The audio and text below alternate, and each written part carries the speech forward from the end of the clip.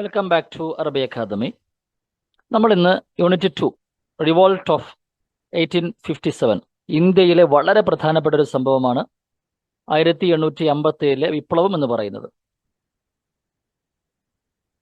വിപ്ലവം അല്ലെങ്കിൽ കലാപം, സ്വാതന്ത്ര്യ സമരം എന്നീ പദങ്ങൾക്കിടയിലൊക്കെ ഒരു വലിയ കൺഫ്യൂഷൻ ഉണ്ട്.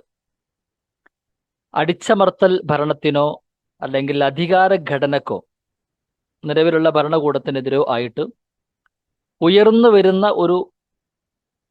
വരുന്നതിനെ സൂചിപ്പിക്കുന്നതിനെ പലപ്പോഴും ആളുകൾ ആ ഉയർന്നു വരുന്ന പ്രശ്നങ്ങളെ കലാപം എന്ന് വിളിക്കാറുണ്ട്, ചിലപ്പോൾ സ്വാതന്ത്ര്യ സമരം എന്നീ പദങ്ങൾ വിളിക്കാറുണ്ട്.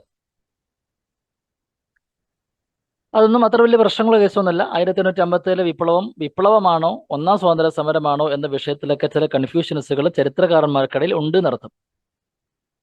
എന്നാലും അടിച്ചമർത്തുന്ന ഭരണകൂട ശക്തിയിൽ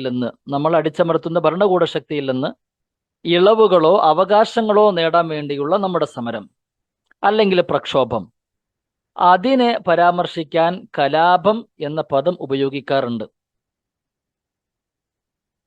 ശിപ്പായിമാർ, രാജാക്കന്മാർ, തദ്ദേശീയ ഭരണാധികാരികൾ, അന്നത്തെ സമൂഹത്തിലെ വിവിധ തലങ്ങളിൽപ്പെട്ട ആളുകൾ തുടങ്ങിയവർ ഉൾപ്പെടുന്ന തദ്ദേശീയ ഇന്ത്യക്കാർ ഈസ്റ്റ് ഇന്ത്യ കമ്പനിക്കെതിരെ നടത്തിയ കലാപത്തെക്കുറിച്ചാണ് നമ്മൾ ഇനി ഇവിടെ സംസാരിക്കാൻ പോകുന്നത്. അന്നത്തെ ഇന്ത്യക്കാർ, അതിൽ ഭരണാധികാരികളുണ്ട്, ശിപ്പായിമാരുണ്ട്, രാജാക്കന്മാരുണ്ട്, പിന്നെ സമൂഹത്തിലെ വിവിധ തലങ്ങളിൽപ്പെട്ട ആളുകളുണ്ട്. അവരെല്ലാവരും കൂടെ ഒരുമിച്ച് ഈസ്റ്റ് ഇന്ത്യ കമ്പനിക്കെതിരെ നടത്തിയ കലാപത്തെക്കുറിച്ചാണ് നമ്മളിവിടെ സംസാരിക്കാൻ പോകുന്നത്. നൂറ്റാണ്ടുകളായി അവരുടെ അടിച്ചമർത്തലും അഴിമതി നിറഞ്ഞതുമായ ഭരണത്തിന്റെ കീഴിൽ ജനങ്ങൾ വളരെയധികം ദുരിതമനുഭവിക്കുന്നതിനാൽ ഇന്ത്യയിലെ ബ്രിട്ടീഷ് ഭരണത്തെ അട്ടിമറിക്കുക എന്നതായിരുന്നു അവരുടെ ആത്യന്തിക ലക്ഷ്യം. അത്രയും പ്രയാസമുണ്ടല്ലോ.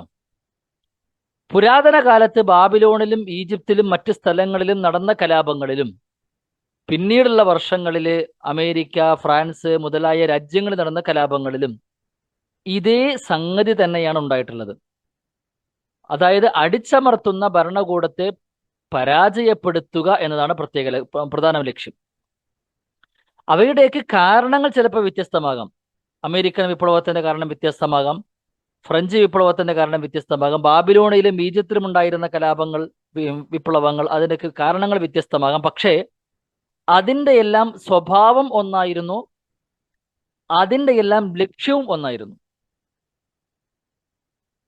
ഈ കലാപങ്ങളിൽ ചിലർ വിജയിക്കുന്നു, മറ്റുള്ളവർ അവരുടെ ശ്രമങ്ങളിൽ വ്യത്യസ്തമായ കാരണങ്ങൾ കൊണ്ട് പരാജയപ്പെടും.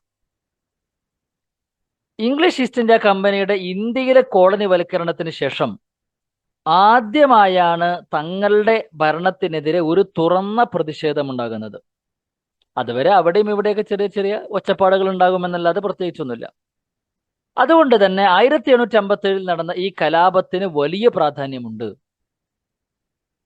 ജാതി, മതം, ലിംഗഭേദം, വർഗം, സാമുദായിക അസമത്വങ്ങൾ എന്നിവയൊന്നുമില്ലാതെ സമൂഹത്തിന്റെ എല്ലാ തുറകളിലുമുള്ള ആളുകൾ ഈ കലാപത്തിൽ പങ്കെടുത്തു എന്നതാണ് യാഥാർത്ഥ്യം. 19ാം നൂറ്റാണ്ടിന്റെ ആദ്യ പകുതിയോടെ ഈസ്റ്റ് ഇന്ത്യ കമ്പനിക്ക് ഇന്ത്യയുടെ ഗണ്യമായ ഭാഗങ്ങൾ തങ്ങളുടെ നിയന്ത്രണത്തിലാക്കാൻ കഴിഞ്ഞിരുന്നു എന്ന് നമ്മൾ മനസ്സിലാക്കി. പല പല നിയമങ്ങളിലൂടെ, അല്ലെ, പല സെറ്റിൽമെന്റുകളിലൂടെ, റോയ്ത്വാരി സിസ്റ്റത്തിലൂടെ, മഹൽവാരി സിസ്റ്റത്തിലൂടെ ഇന്ത്യയുടെ പല പ്രദേശങ്ങളും അവർക്ക് കീഴടക്കാൻ പറ്റി. മാത്രമല്ല, ഇന്ത്യയിലെ വലിയ സാമ്പത്തിക ശക്തിയായിട്ട് അവർ മാറാൻ തുടങ്ങി. അവർ ഇന്ത്യയിലെ വലിയ സൈനിക ശക്തിയായിട്ട് മാറാൻ തുടങ്ങി. ഇതൊക്കെ ഉണ്ടായിരുന്നു. അപ്പോഴും അവർക്ക് 2 ലക്ഷ്യങ്ങൾ ഉണ്ടായിരുന്നു. ഒന്ന്, അവർ നടത്തിക്കൊണ്ടിരിക്കുന്ന ഈ വിജയങ്ങൾ നിലനിർത്തി കൊണ്ടുപോവുക എന്നുള്ളത്. ഒന്നാമത്തെ ലക്ഷ്യം അതാണ്. ഈ വിജയങ്ങൾ നിലനിർത്തി കൊണ്ടുപോവുക, ഈ അധികാരങ്ങളും ഈ പിടിച്ചടക്കലുകളൊക്കെ നിലനിർത്തി കൊണ്ടുപോകണം. 2, വ്യാപാരത്തിൽ നിന്ന് ലാഭം നേടണം. അവർ അടിസ്ഥാനപരമായി ഇവിടെ വന്നത് വ്യാപാരത്തിനാണ്. അപ്പൊ ആ വ്യാപാരത്തിൽ നിന്ന് ലാഭം നേടണം, വരുമാനം കിട്ടണം, പൈസ കിട്ടണം. ഞങ്ങൾ ഇടയ്ക്കിടയ്ക്ക് ഓരോ പ്രദേശങ്ങൾ ഇങ്ങനെ കീഴടക്കിക്കൊണ്ടിരിക്കുന്നു, ആ പ്രദേശങ്ങളുടെ വിജയങ്ങൾ നിലനിർത്തണം. ഈ ലക്ഷ്യങ്ങൾ കൈവരിക്കാൻ വേണ്ടി കമ്പനി നടത്തിയിട്ടുള്ള വഞ്ചനയും അത്യാഗ്രഹത്തിനും ഒരു പരിധി ഉണ്ടായിരുന്നില്ല. തദ്ദേശീയ ഭരണകൂടങ്ങളിൽ പലതും, നമ്മുടെ നാട്ടുരാജ്യങ്ങളിലെ പലതും 1857 മുമ്പ് ബ്രിട്ടീഷ് സാമ്രാജ്യത്തിൽ നിർബന്ധിതമായി കൂട്ടിച്ചേർക്കപ്പെട്ടു. ബ്രിട്ടീഷ് സാമ്രാജ്യത്തിൽ നിർബന്ധിതമായി കൂട്ടിച്ചേർക്കപ്പെട്ടു. 1757 മുതൽ 1857 വരെയുള്ള ഈസ്റ്റ് ഇന്ത്യ കമ്പനിയുടെ ഭരണം കാരണം ഇന്ത്യൻ ജനസംഖ്യയുടെ വിവിധ ആളുകൾക്കിടയിൽ, വിവിധങ്ങളായിട്ടുള്ള ഇന്ത്യൻ ജനങ്ങൾക്കിടയിൽ ബ്രിട്ടീഷുകാരോട് വലിയ ശത്രുത ഉണ്ടായിരുന്നു. കാരണം ഈ 100 കൊല്ലം അവർ ഇന്ത്യയെ ചൂഷണം ചെയ്തു, ഇന്ത്യയിലെ ജനങ്ങളെ പറ്റ ഇല്ലാതെയാക്കി ചൂഷണം ചെയ്തു. അപ്പോൾ സ്വാഭാവികമായിട്ട് ഈ 100 കൊല്ലത്തെ ഭരണത്തിനിടയിൽ ഈസ്റ്റ് ഇന്ത്യ കമ്പനിയോട് ഇന്ത്യൻ ജനസംഖ്യക്ക് വലിയ ശത്രുത ഉണ്ടായിരുന്നു. മുഗൾ ഭരണത്തിന്റെ തകർച്ച മുസ്ലിങ്ങളെ സംബന്ധിച്ചിടത്തോളം വലിയൊരു മാനസികാഘാതമായിരുന്നു. മുഗൾ ഭരണാധികാരികൾ മുസ്ലിങ്ങളായിരുന്നു. അവരിൽ പല മുസ്ലിങ്ങളും മുഗളന്മാരുടെയും മറ്റു മുസ്ലിം പ്രവിശ്യ ചക്രവർത്തിമാരുടെയും ഗവർണർമാരുടെയും ഒക്കെ കീഴിൽ അധികാര സ്ഥാനങ്ങളിൽ അവർക്ക് പ്രയോജനം കിട്ടിയിരുന്നു, അതിന്റെ മെച്ചമുണ്ടായിരുന്നു. മുഗളന്മാർ സ്വാഭാവികമായിട്ട് തകരുമ്പോൾ സ്വാഭാവികമായിട്ട് അതിന്റെ തകർച്ച ഇവരെയും ബാധിക്കും. കമ്പനിയുടെ വാണിജ്യ നയം കരകൗശല തൊഴിലാളികളെയും കരകൗശല വിദഗ്ധരെയും നശിപ്പിച്ചു. നമ്മൾ നേരത്തെ പറഞ്ഞ കാര്യങ്ങൾ തന്നെയാണ് വീണ്ടും വീണ്ടും പറയുന്നത്. അതുകൊണ്ട് ഞാൻ അടിവരയിടുന്നില്ല. അതേപോലെ കമ്പനിയുടെ വൈവിധ്യമാർന്ന ഭൂവരുമാന നയങ്ങൾ, പ്രത്യേകിച്ച് വടക്ക് ഭാഗത്ത് നോർത്ത് ഇന്ത്യയിൽ അവതരിപ്പിച്ച പെർമനന്റ് സെറ്റിൽമെന്റ്, തെക്ക് ഭാഗത്ത് അവതരിപ്പിച്ച റയോത്താരി സെറ്റിൽമെന്റ്, ഇതെല്ലാം കർഷകരെ ദാരിദ്ര്യത്തിലേക്കും ദുരിതത്തിലേക്കും നയിച്ചു. നമ്മൾ പറഞ്ഞതാ. മൊത്തത്തിൽ ജനങ്ങൾക്കിടയിൽ ഒരുതരം അസന്തുഷ്ടി വളർന്നു വന്നു എന്നർത്ഥം. ഈ അസന്തുഷ്ടിയുടെ പിരിമുറുക്കങ്ങളാണ് 1857 പ്രക്ഷോഭത്തിന് കാരണമായത്. നമ്മളത് ഡീറ്റെയിൽ ആയിട്ട് പറയുന്നുണ്ട്. അപ്പൊ അതുകൊണ്ട് നമ്മൾ ഇവിടെ ജസ്റ്റ് ഒന്ന് മനസ്സിലാക്കുന്നു മാത്രം. ഈ യൂണിറ്റിലെ കലാപത്തിന്റെ ഉത്ഭവം, അതിന്റെ അനന്തരഫലങ്ങൾ അടുത്ത യൂണിറ്റിലെ വരിക, ബ്രിട്ടീഷ് ഭരണത്തിന്റെ ദീർഘകാല പ്രത്യാഘാതങ്ങൾ എന്നിവയെല്ലാം നമ്മൾ പഠിക്കും ഇൻഷാ അല്ലാഹ്. 1. 1857 കലാപത്തിന്റെ കാരണങ്ങൾ. ഈ നോട്ട് ചെയ്ത് വെക്കണം. എന്താണ് 1857 കലാപത്തിന്റെ കാരണം? ഒന്നാം സ്വാതന്ത്ര്യ സമരത്തിന്റെ കാരണങ്ങൾ എന്തെല്ലാം? 1857 മെയ് 10 മീററ്റിലെ കമ്പനിയുടെ ഇന്ത്യൻ സൈനികർ, മീററ്റിലെ ഈസ്റ്റ് ഇന്ത്യ കമ്പനിയിലെ ഇന്ത്യൻ സൈനികർ കലാപം നടത്തിയതോടെയാണ് കലാപം ആരംഭിക്കുന്നത്. ആ ഡേറ്റ് നോട്ട് ചെയ്ത് വെക്കണം. 1857 മെയ് 10 മീററ്റിലുണ്ടായിരുന്ന ഇംഗ്ലീഷ് ഈസ്റ്റ് ഇന്ത്യ കമ്പനിയിൽ ജോലി ചെയ്തുകൊണ്ടിരിക്കുന്ന ഇന്ത്യൻ സൈനികർ കലാപം നടത്തിയതോടുകൂടിയാണ് കലാപം തുടങ്ങുന്നത്. ഇതിന് ബ്രിട്ടീഷുകാർ ശിപ്പായി ലഹള എന്ന് വിളിക്കുന്നു. നമ്മൾ അതിനെ ഒന്നാം സ്വാതന്ത്ര്യ സമരം എന്ന് വിളിക്കുന്നു. ഇതിന് ദേശീയ ചരിത്രകാരന്മാർ ബ്രിട്ടീഷ് ഭരണാധികാരികൾക്കെതിരായ ഒന്നാം സ്വാതന്ത്ര്യ സമരം എന്നും വിളിക്കുന്നു.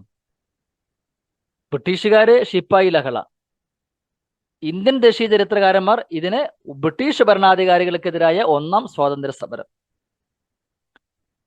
ലോകത്തിന്റെ വിവിധ ഭാഗങ്ങളിൽ നിന്നുള്ള ചരിത്രകാരന്മാർക്കിടയിൽ ഇതേക്കുറിച്ച് വൈവിധ്യമാർന്ന അഭിപ്രായമുണ്ടെങ്കിലും, ഇത് കലാപമാണ്, മറ്റു പലതാണ്, അങ്ങനെയൊക്കെ അഭിപ്രായമുണ്ടെങ്കിലും ഈ സ്വാതന്ത്ര്യ സമരം നമ്മുടെ ചരിത്രത്തിന്റെ ഒരു പ്രധാനപ്പെട്ട ഭാഗമായിട്ട് മാറി. അങ്ങനെ ഇന്ത്യൻ സൈനികർ അവരുടെ യൂറോപ്യൻ ഉദ്യോഗസ്ഥരെ, ആ സൈന്യത്തിലുണ്ടായിരുന്ന യൂറോപ്യൻ ഉദ്യോഗസ്ഥരെ വധിക്കുകയും ദില്ലിയിലേക്ക് മാർച്ച് ചെയ്യുകയും ചെയ്തു. സൂറത്തിൽ നിന്ന് ദില്ലിയിലേക്ക് മാർച്ച് ചെയ്യുകയും ചെയ്തു. അങ്ങനെ അവർ ചെങ്കോട്ടയിൽ പ്രവേശിച്ച് വൃദ്ധനും ദുർബലനുമായിരുന്ന മുഗൾ ചക്രവർത്തി ബഹദൂർ ഷാ സഫറിനെ ഇന്ത്യയുടെ ചക്രവർത്തിയായിട്ട് പ്രഖ്യാപിച്ചു. അദ്ദേഹം ദുർബലനും വൃദ്ധനൊക്കെ ആയിരുന്നു. പക്ഷെ എന്നാൽ പോലും ഇന്ത്യയുടെ ചക്രവർത്തിയെ ഞങ്ങൾ ബഹദൂർ ഷാ സഫറിനെ പ്രഖ്യാപിച്ചു എന്ന് ഈ കലാപം നടത്തിയ, സ്വാതന്ത്ര്യ സമരം നടത്തിയ ആളുകൾ മുഴുവനും ഒരുമിച്ച് പ്രഖ്യാപിച്ചു. ബ്രിട്ടീഷുകാരുടെ ആക്രമണാത്മകമായിട്ടുള്ള സാമ്രാജ്യത്വ നയങ്ങൾക്കെതിരായ ഒരു പ്രധാന കൊളോണിയൽ വിരുദ്ധ സമരമായിരുന്നു ഈ കലാപം എന്ന് വേണമെങ്കിൽ പറയാം. വാസ്തവത്തിൽ ഇത് ബ്രിട്ടീഷ് ഭരണത്തിനെതിരായ സാമ്പത്തിക, രാഷ്ട്രീയ, സാമൂഹിക പോരാട്ടമായിരുന്നു. മതകീയ പോരാട്ടം എന്നുകൂടെ ഇതിൽ പറയണം. സാമ്പത്തികമായ പോരാട്ടങ്ങളുണ്ട്, രാജാക്കന്മാർക്ക് അവരുടെ ദത്തവകാശം നഷ്ടപ്പെട്ടു, അങ്ങനെയുള്ള കാര്യങ്ങളൊക്കെ. രാഷ്ട്രീയമായ പോരാട്ടം അവിടെ ഉണ്ടായിട്ടുണ്ട്, അതും ഇത് പറഞ്ഞു തന്നെയാണ്. സാമൂഹികമായുള്ള പോരാട്ടങ്ങൾ അവിടെ ഉണ്ടായിട്ടുണ്ട്. രോഷത്തിന്റെയും അസംതൃപ്തിയുടെയും ഈ കടുത്ത പൊട്ടിത്തെറി ഇന്ത്യയുടെ ധാരാളം ഭാഗങ്ങളിൽ, ഇന്ത്യയുടെ മറ്റു ഭാഗങ്ങളും, സമരമുണ്ടായതൊക്കെ ഡൽഹിയിലും സൂറത്തിലും ഒക്കെയാണ്, പക്ഷെ ഇന്ത്യയുടെ മറ്റു ഭാഗങ്ങളിലും ഈ കൊളോണിയൽ ഭരണത്തിന്റെ അടിത്തറയിൽ നിന്ന് പിടിച്ചു കുലുക്കി. ഇനി നമ്മൾ അതിന്റെ കാരണങ്ങളെ പറ്റി പഠിക്കാം. അപ്പോൾ ഒരു ജസ്റ്റ് ഒരു ആമുഖം എന്ന നിലക്ക് പറഞ്ഞതാണ് ഇവിടെ. എന്താണ് 1857 കലാപം? അതിനെ ബ്രിട്ടീഷുകാരെന്താ വിളിക്കുക, പിന്നെ അതിന് ഇന്ത്യക്കാരെന്താ വിളിക്കുക, അങ്ങനെ അതിൽ എന്തുണ്ടായിട്ടുള്ളത്, ഇതിന് സൈനികർ ചെയ്ത പണി എന്താണ്, അങ്ങനെ അവസാനം അവർ എവിടേക്ക് പോയി? ദില്ലിയിലേക്ക് മാർച്ചിന് പോയി. അങ്ങനെ അവിടെ ബഹദൂർ ഷാ സഫറിനെ ഇന്ത്യയുടെ ചക്രവർത്തിയായിട്ട് പ്രഖ്യാപിച്ചു. ഇതെന്തുകൊണ്ടുണ്ടായി എന്നുള്ളതാണ്. ഇതിന് സാമ്പത്തികമായ, രാഷ്ട്രീയമായ, സാമൂഹികമായ കാരണങ്ങളുണ്ട്. ഇനി നമ്മൾ ആ കാരണങ്ങൾ എന്തൊക്കെയാണെന്ന് പറയാം. ഒന്ന്, രാഷ്ട്രീയമായ കാരണങ്ങൾ.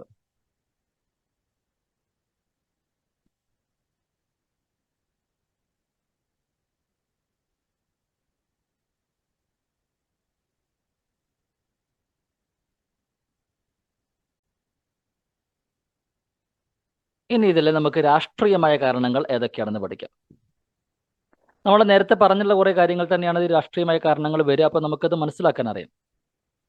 കൊളോണിയൽ വിപുലീകരണത്തിന്റെ ഭാഗമായിട്ട് കമ്പനി കുറെ കൂട്ടിച്ചേർക്കൽ രീതി നടപ്പാക്കിയിട്ടുണ്ടായിരുന്നു. ആ കൂട്ടിച്ചേർക്കൽ രീതിയോട് ഇന്ത്യൻ ചക്രവർത്തിമാർക്ക് വളരെയധികം അസന്തുഷ്ടി ഉണ്ടായിരുന്നു. കലാപത്തിന്റെ പ്രധാന കാരണം യഥാർത്ഥത്തിൽ അതാണ്. ബ്രിട്ടീഷുകാർ ഇംഗ്ലണ്ടിന് വേണ്ടി ഭൂമി സ്വന്തമാക്കാനും കഴിയുന്നത്ര സ്വത്ത് സമ്പാദിക്കാനും ശ്രമിച്ചു.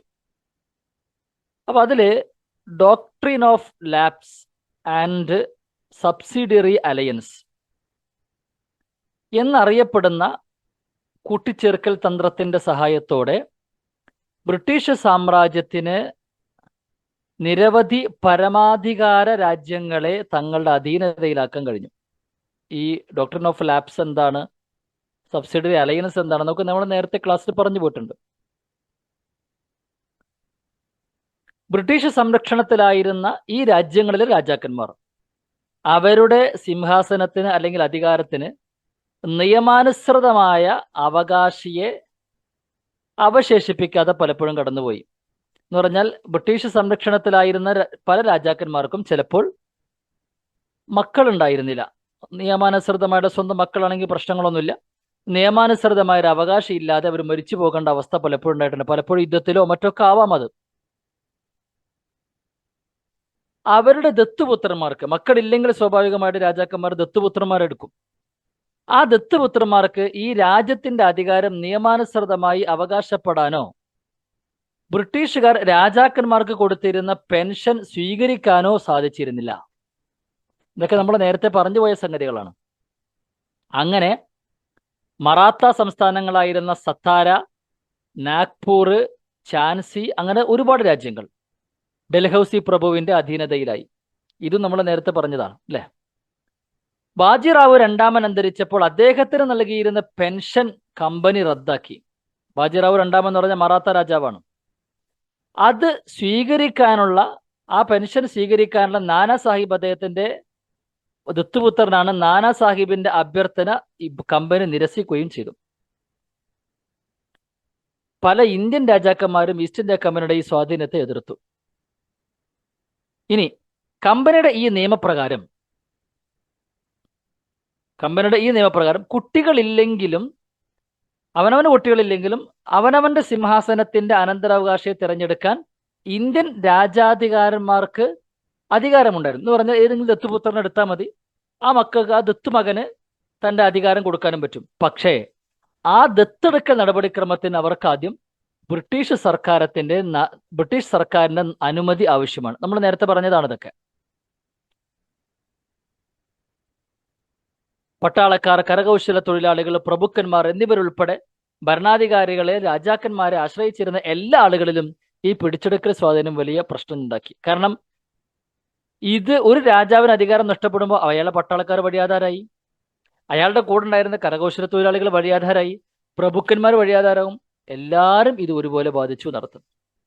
മാത്രമല്ല പരമ്പരാഗതമായ പണ്ഡിതന്മാർക്ക്, കൊട്ടാരത്തിലെ പണ്ഡിതന്മാർക്ക്, പുരോഹിതന്മാർക്ക് പോലും അവർക്ക് ലഭിച്ചിരുന്ന പല ആനുകൂല്യങ്ങളും നഷ്ടപ്പെട്ടു.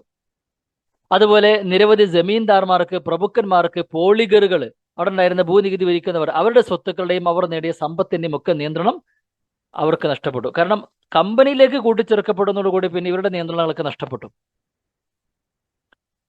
മോശം ഭരണം എന്ന് പറഞ്ഞുകൊണ്ട് അവധ് എന്ന രാജ്യത്തെ കൂട്ടിച്ചേർക്കാൻ ബ്രിട്ടീഷുകാർ ശ്രമിച്ചു. നമ്മൾ അതും പറഞ്ഞതാണ്. അവധിലെ നവാബിന് ഒരുപാട് അനന്തരാവകാശികൾ ഉണ്ടായിരുന്നു. അതുകൊണ്ട് അനന്തരാവകാശികൾ ഇല്ല എന്ന് പറഞ്ഞിട്ട് കൂട്ടിച്ചേർക്കാൻ പറ്റൂല. അപ്പൊ പിന്നെ എന്ത് പറഞ്ഞു കൂട്ടിച്ചേർത്തു? മോശം ഭരണം എന്ന് പറഞ്ഞുകൊണ്ട്. തൊഴിൽ നഷ്ടപ്പെട്ടവർക്ക് ബദൽ തൊഴിൽ വാഗ്ദാനം ചെയ്തില്ല. ഇപ്പോൾ കൊട്ടാരവുമായിട്ട് ബന്ധപ്പെട്ട് ജീവിക്കുന്ന ആളുകൾ അവരുടെ തൊഴിൽ നഷ്ടപ്പെട്ടപ്പോൾ അവർക്ക് ബദൽ ഒരു തൊഴിൽ വാഗ്ദാനം അതുണ്ടായിട്ടില്ല. കൃഷിക്കാർക്ക് കടുത്ത ഭൂനികുതി കൊടുക്കേണ്ടി വന്നു. പരമ്പരാഗത വിശ്വാസങ്ങളിലും പാരമ്പര്യങ്ങളിലും മാനദണ്ഡങ്ങളിലും നമ്മുടെ വിശ്വാസങ്ങളിലും മറ്റു കാര്യങ്ങളിലൊക്കെ ബ്രിട്ടീഷുകാർ നിരന്തരം ഇടപെടുന്നത് ഈ രാജ്യത്തിലെ ജനങ്ങളുടെ മതത്തിന് അപകടമാണ് എന്ന് ഇന്ത്യയിലെ ഭൂരിഭാഗം ആളുകളും വിശ്വസിച്ചു. അപ്പൊ ഇതാണ് ഇതിന്റെ രാഷ്ട്രീയമായ കാരണങ്ങൾ. ഇനി നമ്മൾ ഇതിന്റെ സാമ്പത്തികമായ കാരണങ്ങൾ കൂടി നോക്കണം. നമ്മൾ ഈ വിഷയങ്ങളൊക്കെ ഏകദേശം പറഞ്ഞു പോയിട്ടുണ്ടാവും. അപ്പോൾ നമുക്ക് ജസ്റ്റ് ഇങ്ങനെ മനസ്സിൽ ഓർമ്മയിലുണ്ടായാൽ മാത്രം മതി. സാമ്പത്തികമായ കാരണങ്ങൾ പറയാം. കലാപത്തിന്റെ മറ്റൊരു പ്രധാന കാരണം ഇന്ത്യയുടെ സമ്പദ് വ്യവസ്ഥയുടെ തകർച്ചയാണ്. ഇന്ത്യയുടെ പരമ്പരാഗത ഇന്ത്യൻ സമ്പദ് വ്യവസ്ഥ പറ്റ തകർന്നുപോയി. ബ്രിട്ടീഷുകാർ ഇന്ത്യയിലേക്ക് വരുന്നതിന് മുമ്പ് ലോകത്തിലെ യൂറോപ്യൻ രാജ്യങ്ങളുമായിട്ട് കിടപിടിക്കാൻ മാത്രം സാമ്പത്തിക വ്യവസ്ഥയുണ്ടായിരുന്ന ഒരു രാജ്യമാണ് ഇന്ത്യ. ബ്രിട്ടീഷുകാർ ഇന്ത്യയുമായി വ്യാപാരം നടത്താൻ വന്നവരാണെങ്കിലും താമസിയാതെ അവർ രാജ്യത്തെ ചൂഷണം ചെയ്യാനും ഈ രാജ്യത്തെ ദരിദ്രമാക്കാനും ശ്രമിച്ചു. നമ്മൾ അതൊക്കെ നേരത്തെ പറഞ്ഞതാണ്. കഴിയുന്നത്ര സമ്പത്തും അസംസ്കൃത വസ്തുക്കളും ഇവിടെ നിന്നെടുക്കാൻ അവർ ശ്രമിച്ചു. ഉയർന്ന പദവികളും ശമ്പളവും ബ്രിട്ടീഷുകാർക്കായിട്ട് മാറ്റിവെച്ചു. ഉയർന്ന ശമ്പളവും ഉയർന്ന പദവിയും ഒക്കെ ബ്രിട്ടീഷുകാർക്ക് മാത്രമേ കൊടുക്കുള്ളൂ. വിദേശ വസ്തുക്കളുടെ വ്യാപാരം വർദ്ധിപ്പിക്കാൻ അവർ രാഷ്ട്രീയ നിയന്ത്രണം ഉപയോഗിച്ചു. അവർ കൊണ്ടുവരും, അവർ വിൽക്കും, അത് മാത്രമേ വാങ്ങിക്കാൻ പറ്റുള്ളൂ. അങ്ങനെയുള്ള ചില നിയമങ്ങളൊക്കെ ഉണ്ടായി. ഇന്ത്യയുടെ സമ്പത്ത് കവർന്നെടുക്കാൻ എല്ലാ മാർഗങ്ങളും ഉപയോഗിച്ചു. ബ്രിട്ടീഷ് നയങ്ങളുടെ കീഴിൽ ഇന്ത്യൻ സമ്പദ് വ്യവസ്ഥ വളരെയധികം ദുരിതം അനുഭവിച്ചു. ഇതൊക്കെ ഉണ്ടായതാണ് അല്ലെ. ഇന്ത്യൻ വ്യാപാരത്തിന്റെയും വ്യവസായത്തിന്റെയും താല്പര്യങ്ങൾക്ക് വിരുദ്ധമായി പ്രവർത്തിച്ചതിനാൽ ഇന്ത്യൻ കരകൗശല വ്യവസായം പരിപൂർണമായും തകർന്നുപോയി. നമ്മൾ നേരത്തെ പറഞ്ഞതാ.